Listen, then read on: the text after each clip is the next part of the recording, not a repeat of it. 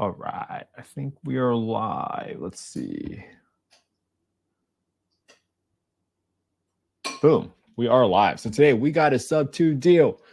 Today's day 174. Going live. We got a deal in Waco, Texas. That we got posted. So let's go ahead and analyze this one.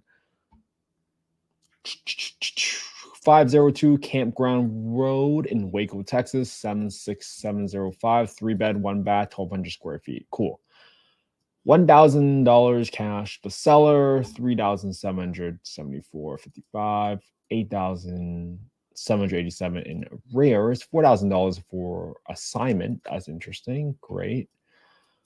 Underlying mortgage, $149,981, and there's a second lien, FHA down payment assistance. So that's going to stay on there until it actually comes off it. I don't think there's actually a payment for this, what it looks like. So let's see. Where's the PITI for this property? No HOAs. PITI is 1323. This is the number we care most about. So let's go ahead and analyze this guy. All right. So we are going to first go into understanding a general condition of the property. So I found this on Zillow. Let's see. Flooring looks okay. I'm assuming you just have to paint this place. There's no carpet here. Yeah, floor looks great. I'm not going to do anything on the floors. I'm just going to set aside some money to paint the place, and looks pretty turnkey for the most part. All right. So next thing we want to do is we want to get the fair market rents, or the rent ceiling. This property is in McLennan County. So we're going to go to HUD FMR. When you Google it, click on the first link, click on FY 2024 FMRs, small area FMRs. Go to Texas, McLennan County. Boom. 76705. 76705. And we'll see the rent ceiling here is $1,370 for a 3-bed, and a 4-bed is $1,410. So right then and there, I see that you only get a $40 jump in a 3-bed to a 4-bed. So I'm going to think right away that it's not worth a while to turn this into a 4-bedroom property if you're only getting a $40 bump in price. So 76705. This is a 3-bed. I'm just going to note down all these numbers so I already know where my research came from. Okay. Next thing we want to do is we want to get the market rent. So we're going to go to affordablehousing.com, go to the market rent estimator, click on the owner section, plug in the address, plug in the bedroom count, and you see, whoa, the market rent here is $1,915. Interesting. And that's for 25 units within a 1-mile radius. I'm just going to do this 1 mile. 1915. And that's significantly higher than what the Section 8 authority is paying. Isn't that crazy? So right then and there, I might say to myself, that's a $600 difference. I might not even want to do a Section 8 rental on this property. This seems to be a better fit for a market rate. Let's see if the jump goes up. Oh, that's interesting. You can just see the rents go down for a 4-bedroom here for 25 units because it actually goes on 1,600. That's interesting. That's a really weird dynamic. And maybe that's because no one really cares the difference between a 3 and a 4-bedroom in this market. So that's what's indicating to me, 1,594. That's going to be really interesting to kind of figure out if this is a deal. So using Section 8 first, you have to use a rent ceiling. So when you take the lower of the two, the lower number of the FMR, 1370, compared to the market rent of 1915, 1370 is going to be your highest number. So I'm going to put 1370 for now for this property. Okay. We have $175,000 for this area. Now, can we do a quick Google map drive-by of this area just so I can gauge the condition of the area? It's pretty rural. Okay. Nothing I see out there. I'm going to go tophap.com and I'm going to go and check out the crime score for this area. Whoops. I'm plugging the address right here.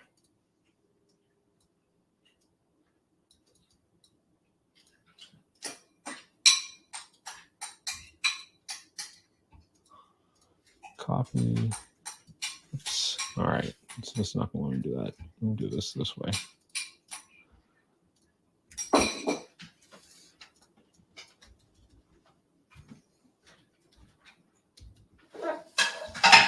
See if you want to come up. Not even coming up. All right. Well, let me see if it's going to cash flow, and then I'll come back to when the crime score and see what it looks like. All right. So let's keep going.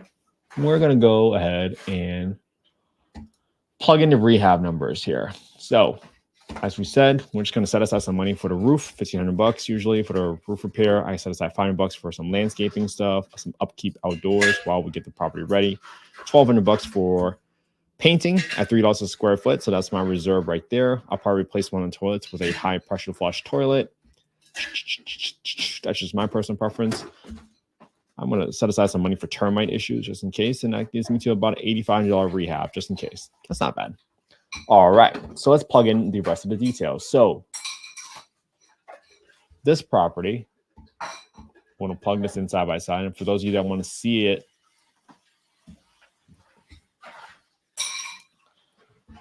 see us plug in the full screen version. Just make sure you follow us on and subscribe to youtube.com/@Kent_issue. So cash to seller is $1,000.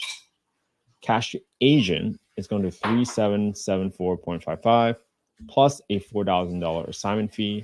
There is arrears of 8787.9 that you have to catch up.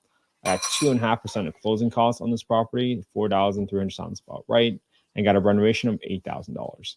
All right, underlying loan here is going to be 149,981.96. Interest rate is 6.375. Start date of this loan was September 1, 2022, because you can see that 9/1/22, because it matures in 2052, so I'm just backing into 30 years from that. PITI is 1323. So I'm going to go here and go to my property tax section and plug in the PITI of 1323. And I'm going to subtract the principal and subtract the interest back into what my property taxes are and my insurance numbers are. Now, because this is an FHA loan, that means someone's currently living there as their primary residence.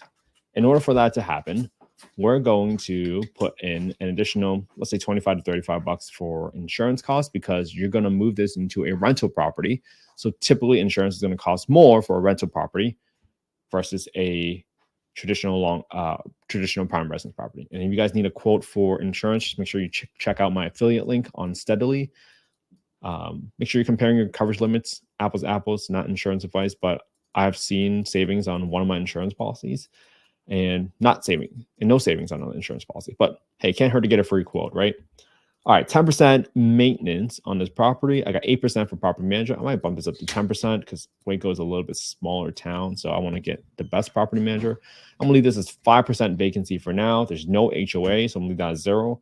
So as is right now, this property is going to cash flow negative 330. So that's assuming a 1370 rent here. Cash flowing negative 330. My cash and cash return is negative 13.05%. I was assuming $175,000 rehab. So this is not a deal, right? Now, what if you got this market rent number supposedly at 1915 instead of doing that? That would equal a 3% cash and cash return. So at least you're doing better, right? But do you really want to go through all that execution risk and buy the property for just $80 of cash flow a month? Because guess what? Just remember, this maintenance number does not belong to you. Some people might just say, hey, your rent is 1915 and your principal, your PITI is this, and this is your cash flow, right? But you always got to have war chest. You always got to have property management, because you really should not be managing your properties on your own if you're really trying to scale out towards financial freedom. And you know someone's going to move out at least every once in a while. So you're going to have vacancy expenses for you to turn over the unit. So this money does not truly belong to you. So just be careful about that. And in my opinion, the property will probably yield $79 a month, $78 a month, excuse me. And based off all the expenses that we have so far, that's what I imagine the cash and cash return would be. So hopefully this was helpful. Again, this is not investment advice. I'm not soliciting any investments. I'm simply showing you the work I'm doing every single day to stay consistent. And most importantly, allow you all to figure out, hey, maybe this is something that you want to pursue. Maybe your strong suit is analyzing deals. Well, or maybe your strong suit is just figuring out that you're willing to section in investing, and maybe you can be complementary to a team by underwriting all the deals for that team. Sometimes we just get so scared because we don't know how to get started. And in this scenario, I'm simply showing you one path you can get started. And that's by copying my homework. That's it, right? You can just look at the same property analyzed today using the same spreadsheet. Just DM me your email at investwithkenthee on Instagram, and I'll send you the spreadsheet. My team will at least do that. And you can put it on your own YouTube channel. That's it. You don't have to give me any credit. And in fact, you should look at this video and pick one part to explain it better than I did. Because that's a whole goal, right? This is the whole goal of a community, to lift each other up and to make each other better. I would love to see you analyze the property better in a more coherent way and explain things better in a way that makes and resonates with you. Because sometimes we get so scared because we just don't know where to start. And this is one way you can start. And after a while, when you go back and look at your own YouTube channel and see how many deals you have analyzed, you will probably feel a little bit more confident about what you're doing. Maybe then that's how you can pull the trigger.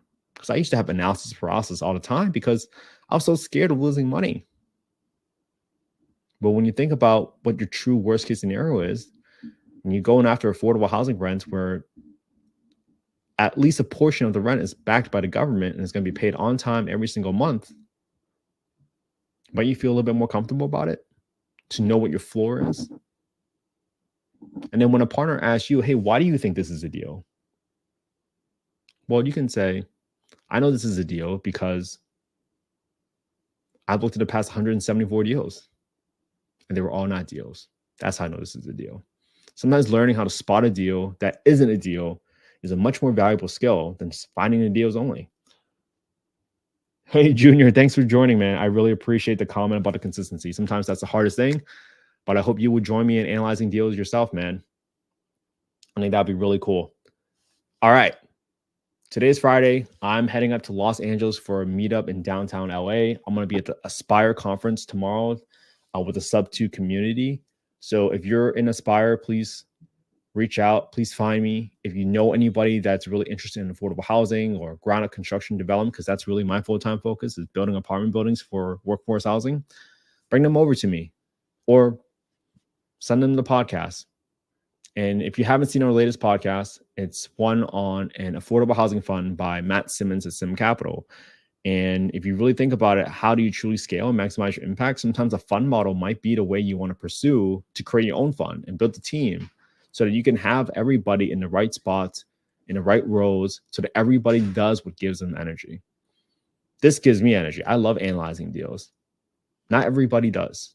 So you don't have to be the best analyst on the team for you to succeed. You might be a capital raiser. You might be the asset manager. You might be the property manager. You might be the project manager that oversees all of the rehabs that are being done to get the property to rent ready and get the property passing the Section 8 inspection by the local housing authority. These are all different roles that you can actually implement today and pursue whatever gives you strength. For sharing your homework. Enjoy the conference. Hey, no problem. Happy to share my homework anytime. All right. Thank you, everybody. I appreciate you all so much. I'll probably be back here late tomorrow night doing my live because the conference goes from 7 a.m. to 7 p.m. tomorrow, but we're going to stay consistent. There's no excuses. I went live during my 12-year anniversary with my wife, and I'm so grateful to have such a supportive wife. And I realized that the skill I want to work on this year is a skill of not having excuses. I could have easily said, you know what, it's my 12-year anniversary. I'm just going to not go live. But I realized that I will always have a reason not to do something. I will always have an excuse if I want to call upon it. And hopefully that inspires all of you a little bit. I'm not saying you all have to do that. If you want to prioritize your family, that's perfectly fine. But all it takes is just 18 minutes. 18 minutes a day for 365 days. And you will be better at analyzing deals than 95% of the country. Might that make you feel a little bit more confident? I certainly hope so. So thanks for joining in today's live, everybody. I really appreciate all your time. Let's meet up soon in person if you are in Southern California. And if not, there's 2 conferences I'm going to in April. I'm going to be at Fund Launch Live in Orlando and at Squad Up Summit at the same time in Orlando in the middle of April to end of April. So hopefully I'll see you all soon. And I am out. See you tomorrow.